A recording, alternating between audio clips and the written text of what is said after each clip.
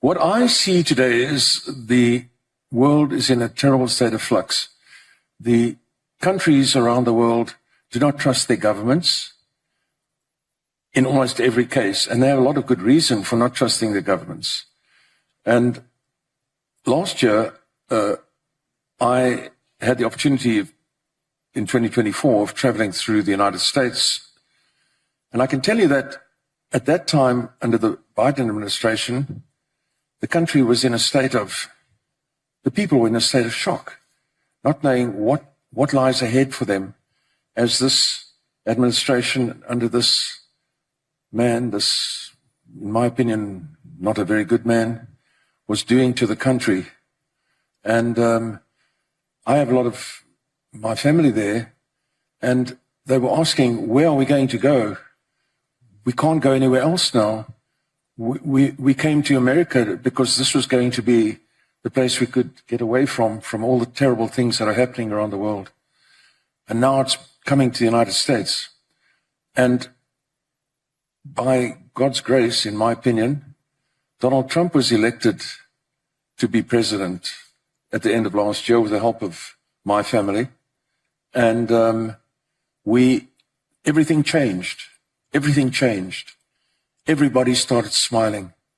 I went to America, everybody was relieved. Everybody was breathing properly. I spent April this year in America.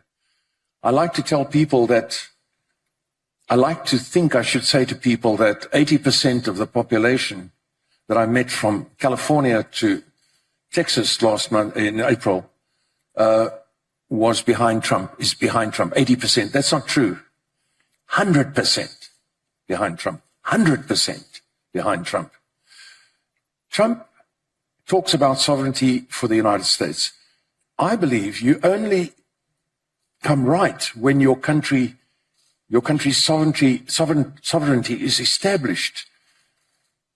I like the idea of multipolarity and all that sort of stuff, but first your own country, and then relations with each other. That works.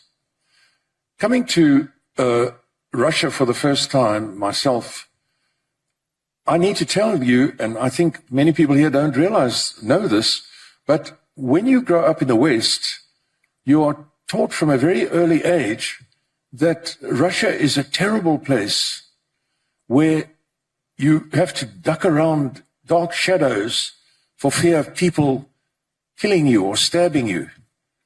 You cannot live there under normal circumstances. You will be put in front of a firing squad if you do anything that they don't like. This is wrong. This is so wrong. I arrived here. I was going to come with my daughter, Alexandra. She's 32 years old now, and she's very close to me. But anyway, she was going to come on this trip. She joined me on a trip to India. And as we were about to leave, as it happened, Dubai for Moscow, she received instructions from my sons, do not go to Russia under any circumstances. And then I received messages from other people around Europe, do not go to Russia. Why? I said, why? Why must I not go to Russia? What is it? What am I supposed to be frightened of?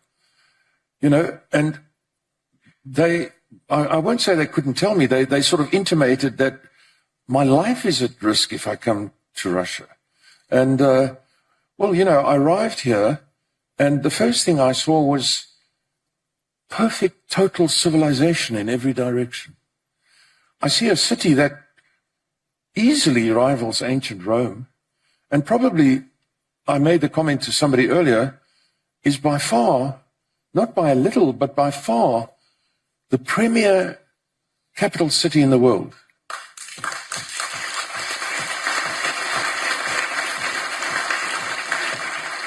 And I don't say that lightly. I mean, you know, I'm a critical person.